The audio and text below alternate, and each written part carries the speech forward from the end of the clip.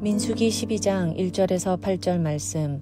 모세가 굿수 여자를 취하였더니 그 굿수 여자를 취하였으므로 미리암과 아론이 모세를 비방하니라. 그들이 이르되 여호와께서 모세와만 말씀하셨느냐 우리와도 말씀하지 아니하셨느냐 하매 여호와께서 이 말을 들으셨더라. 이 사람 모세는 온유함이 지면의 모든 사람보다 더하더라. 여호와께서 갑자기 모세와 아론과 미리암에게 이르시되 너희 세 사람은 회막으로 나아오라 하시니 그 세 사람이 나아가매 여호와께서 구름 기둥 가운데로부터 강림하사 장막문에 서시고 아론과 미리암을 부르시는지라. 그 두 사람이 나아가매 이르시되 내 말을 들으라. 너희 중에 선지자가 있으면 나 여호와가 환상으로 나를 그에게 알리기도 하고 꿈으로 그와 말하기도 하거니와 내 종 모세와는 그렇지 아니하니 그는 내 온 집에 충성함이라. 그와는 내가 대면하여 명백히 말하고 은밀한 말로 하지 아니하며 그는 또 여호와의 형상을 보거늘 너희가 어찌하여 내 종 모세 비방하기를 두려워하지 아니하느냐. 아멘. 함께 기도하겠습니다. 하나님, 나를 하나님의 사람으로 불러주시며 또 하나님의 사람으로 살아갈 수 있는 은혜 허락하심에 감사합니다. 오늘도 철저히 하나님의 사람으로 불러주신 은혜를 알고 그 은혜로 살게 하여 주옵소서. 모든 말씀 예수님 이름으로 기도하였습니다. 아멘. 할렐루야. 우리를 하나님의 사람으로 불러주시고 또 그 하나님의 사람으로 살아갈 수 있도록 모든 것을 공급하여 주시는 우리 하나님의 이름을 높이 찬양합니다. 오늘 우리가 함께 나눌 말씀의 제목은 하나님의 사람은 이라고 하는 말씀의 제목입니다. 이 땅에서 우리가 하나님의 사람으로 살아간다는 것은 축복이며 은혜이기도 하지만 동시에 하나님의 사람으로 살아가는 것은 감당해야 되는 일들이 많은 것이 사실입니다. 오늘 말씀은 모세가 이스라엘 백성 가운데서 하나님의 사람으로 살아가는 것이 무엇인지를 보여주는 말씀으로 오늘 말씀을 통해서 저를 비롯한 우리 모든 믿음의 동역자들께서 오직 하나님의 사람으로 담대하게 살아가는 영적 결단, 그 영적 새로운 결단이 있으시기를 주의 이름으로 도전합니다. 하나님의 사람은 먼저 본문의 1절부터 3절입니다. 1절부터 3절입니다. 함께 읽지요.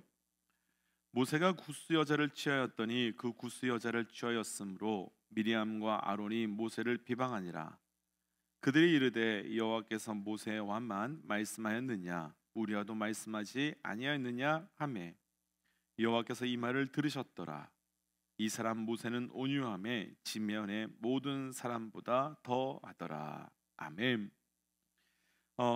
오늘 말씀의 병이 되는 사건은 단 한 가지입니다. 모세가 굿수 여인을 취하게 되었는데 이 일로 인하여 미리암과 아론이 모세를 비방하고 공격하는 사건입니다. 사실 이 비방과 공격이 참 마음 아픕니다.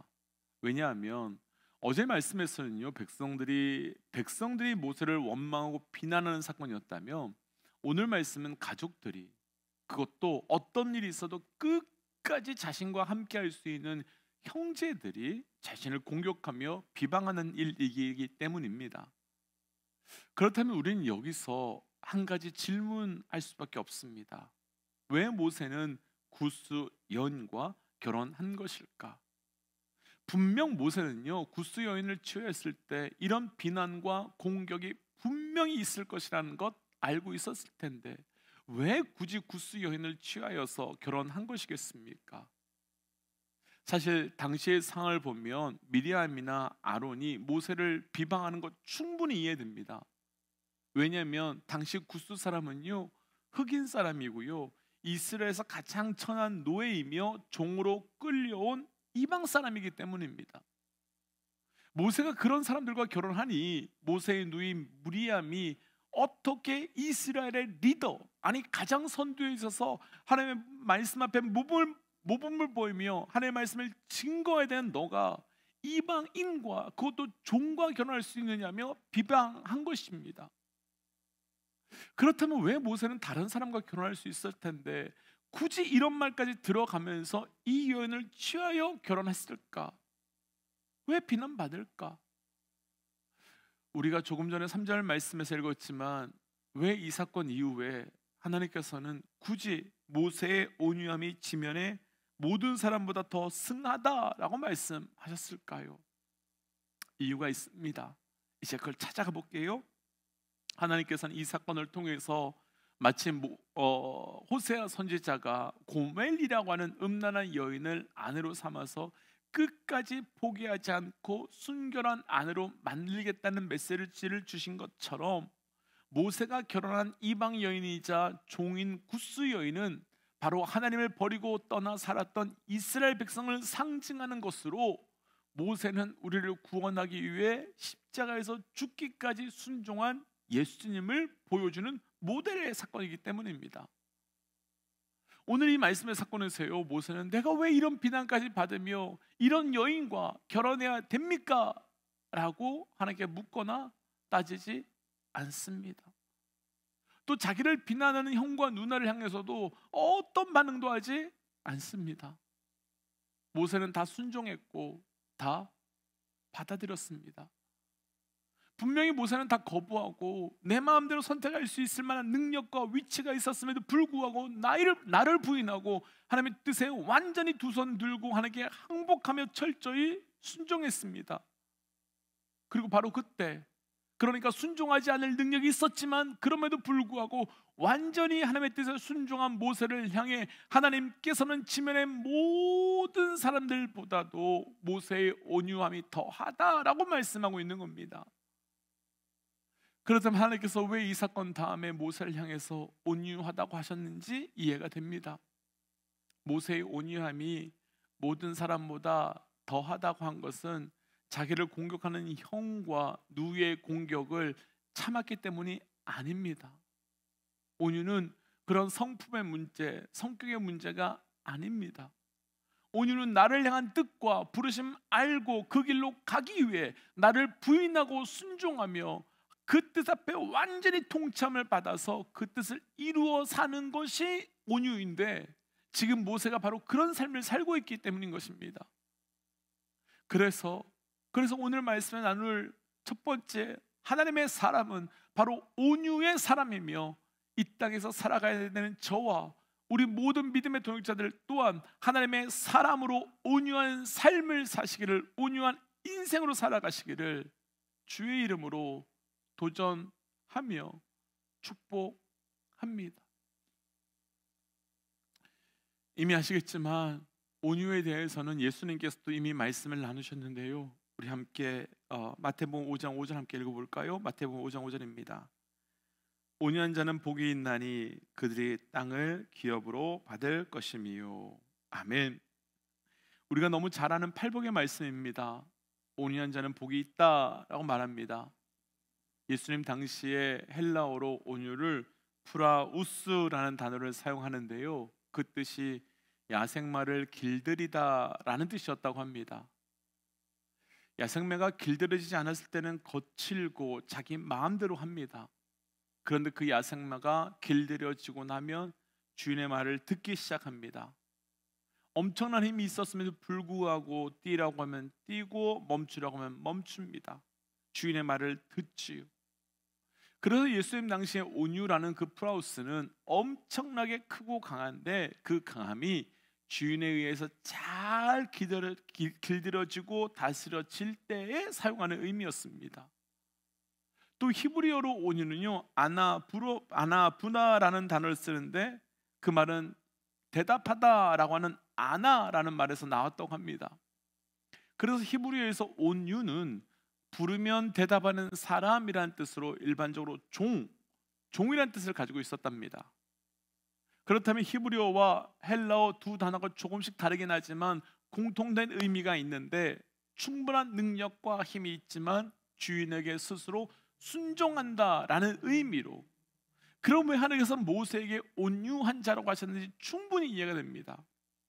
마치 이런 것 아니겠습니까? 모세의 입장에서는 나 그거 안 해도 됩니다. 나 그런 대우 안 받아도 되고, 그래서 나 그런 말 안 들어도 됩니다. 또 충분히 그거 안 할 만한 능력도 있고 위치도 있습니다. 그런데도 모세는 거부하거나 도망가거나 피하지 않고 그 뜻대로 사는 것을 선택했고 그렇게 실제로 살아갑니다. 그리고 그렇게 살아가는 모세를 향해서 하나님께서는 지면의 어떤 사람들보다도 온유함이 승한 자라라고 말씀하는 겁니다. 사실 이렇게 온유함으로 살아가는 거 정말 힘들고 어려운 일이지요. 그러나 그렇게 살 수 있는 이유는 그분이 항상 옳은 분이시기에, 그분이 항상 선한 분이시기에 그렇게 살아가는 겁니다. 믿음의 동역자 여러분, 정말 어렵지만 그분의 선하심을 알고 믿기에 그 온유함으로 살아가는, 그리고 그 온유함의 길을 걸어가는 삶이 되시기를 주의 이름으로 축복하며 도전합니다. 두 번째, 하나님의 사람은 7절과 8절입니다. 7절 8절. 내 종 모세와는 그렇지 아니하니 그는 내 온 집에 충성함이라. 그와는 내가 대면하여 명백히 말하고 은밀한 말로 하지 아니하며 그는 또 여호와의 형상을 보고는 너희가 어찌하여 내 종 모세를 비방하기를 두려워하지 아니하느냐. 아멘. 모세는 가장 가까운 사람들에게 비방을 당했고요, 모함을 당했습니다. 이때 모세의 마음은 얼마나 비참하고 고통스러웠을지 상상이 되지 않습니다. 자기가 스스로 한 것도 아니고 하나님의 섭리를 드러내고자 순종한 것인데 그것으로 인해서 말할 수 없는 비난과 손가락질을 당했으니 얼마나 고통스러웠겠습니까? 그런데 모세는 처음부터 끝까지 침묵했습니다. 자신이 왜 이런 결정을 할 수밖에 없는지를 설명도 변명도 하지 않고 그는 온유의 길을, 하나님의 사람이 걸어가야 되는 길을 계속 걸어갑니다. 그런데 그때 하나님께서 말씀하시기를 시작하시는데 하나님께서는 모세가 내 집에 충성된 자라 말씀하시며 너희는 어떻게 하나님의 사람, 하나님의 형상인 모세를 비방하는 것을 두려워하지 않느냐라고 말씀하십니다. 모세는 이들의 공격에 침묵했습니다. 그런데 하나님께서는 그때 모세가 하나님의 사람임을 증명해 주셨습니다. 곧 하나님의 사람은 내가 나를 증명하는 것이 아니라 하나님께서 하나님의 사람을 증명해 주시는 겁니다. 그렇다면 우리가 할 것은 내가 나를 증명하려고 애쓰지 않아도 됩니다. 왜냐하면 하나님께서 그가 하나님의 사람이라면 하나님께서 반드시 증명해 주실 것이기 때문입니다. 그래서 우리가 할 것은 오직 하나님의 증명해 주심만을 기다리면 됩니다. 그래서 우리가 할 것은 나를 증명하는 것이 아니라 하나님만 증명하는 것이고, 우리가 하나님을 증명할 때 하나님께서 우리를 하나님의 사람으로 또한 증명해 주실 것입니다. 믿음의 동역자 여러분, 비방과 공격과 억울함 앞에 힘드시겠지만 잠시 침묵해 보십시오. 그리고 그 시간을 통해 하나님께서 나를 증명해 주심을 경험하며 내가 하나님의 사람임을 우리 스스로가 아니라 하나님께서 증명해 주시는 것을 경험하십시오. 바로 오늘이 그런 하루 되시기를 주의 이름으로 축복하며 도전합니다. 그래서 이 시간 이렇게 기도하고 싶습니다. 하나님, 온유한 자로 살아가는 하나님의 사람이 되게 하시고 그를 통해 하나님께서 증명해 주시는 삶을 살게 하여 주옵소서라고 함께 기도하겠습니다. 함께 기도할까요? 하나님의 은혜를 기대하며 소망합니다.